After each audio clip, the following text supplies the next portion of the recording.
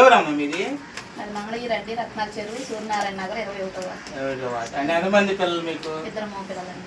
ఏమేమి చదువుతున్నారు? 8th class ఒకళ్ళు, 10th ఒకళ్ళు. అమ్మఒడి తల్లి వందలు డబ్బులు పడ్డాయా? పడినాయండి.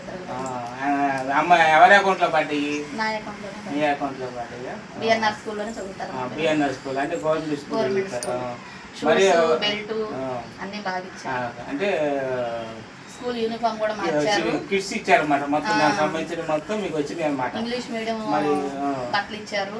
పిల్లలు కూడా శుభ్రంగా బాగా చదువుకుంటున్నారు. English medium. అదే లోకేష్ గారు విద్యాశాఖ మంత్రి ఉన్నారు కదా, అందువల్ల ఈ చదువు బాగా అవుతుంది. బాగా చదువుకుంటున్నారు. మా అబ్బాయి 10th లో ర్యాంక్ వస్తే పై చదువులని చదివేదేమండి. అన్నయ్య లోకేష్ అన్నయ్య సహకారాలు ఉంటే మా అబ్బాయిని పై చదువులు చదివిస్తారా?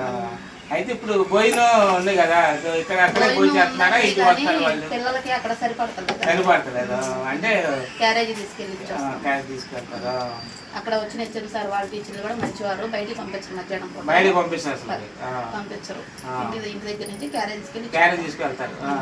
అంటే బాగా చదువుతున్నారు పిల్లలు. వాళ్ళు కూడా బాగా చెప్పబట్టి పిల్లలు బాగా చదువుతున్నారు.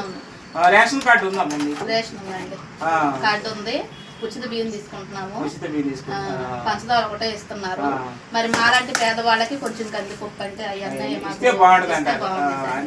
కొట్లు కాడాము. రేట్లు పెరిగిపోయింది. కందిపప్పు ఇప్పించండి. కొంచెం అది చూడండి. మద్యం నిషేధించండి.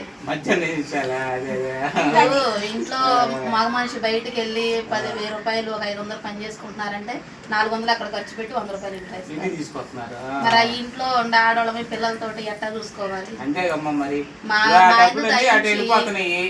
మా ఇందు దయించి అమ్మఒడి, ఫ్రీ బస్సులు ఇవన్నీ మీరు ఇచ్చారు, మాకు కాదంటలేదు. కొంచెం మద్యం కూడా చూసుకుంటే మాలాంటి పేద ప్రజలమే కొంచెం 3 పూట్ల కడుపు నిండా ఆనందండి. 5 రూపాయలకి వెళ్తాయి.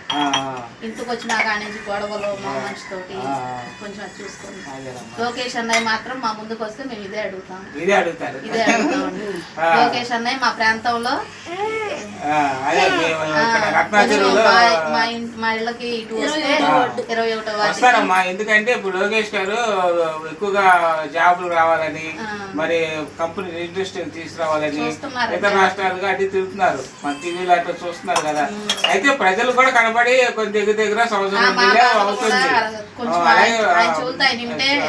ఇప్పుడు మనం మీకు నేను చెప్పింది వాళ్ళు నా మాట ఫోన్ లో విన్నదానికన్నా నా కళ్ళ ముందుకు వచ్చి అంతే కదా.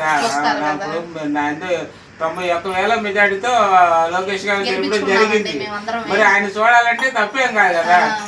చూడ ఆయన కూడా మీ రావాలి, ఒకసారి హారతిచ్చుకోవాలి. లోకేష్ గారు హారతిచ్చుకుంటాం మేము అందరం, ఆడవాళ్ళం కలిసి. అదేనమ్మా. మాకు మద్యం కూడా చూసి కొంచెం నిషేధం చేయాలి.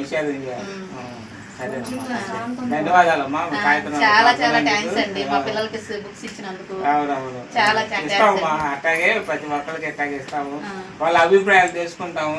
వాళ్ళ అభిప్రాయాల ద్వారా గ్రూపుల ద్వారా అటేలాగా వాళ్ళకి పంపించేట్టు చేస్తాము. థ్యాంక్స్ అమ్మా.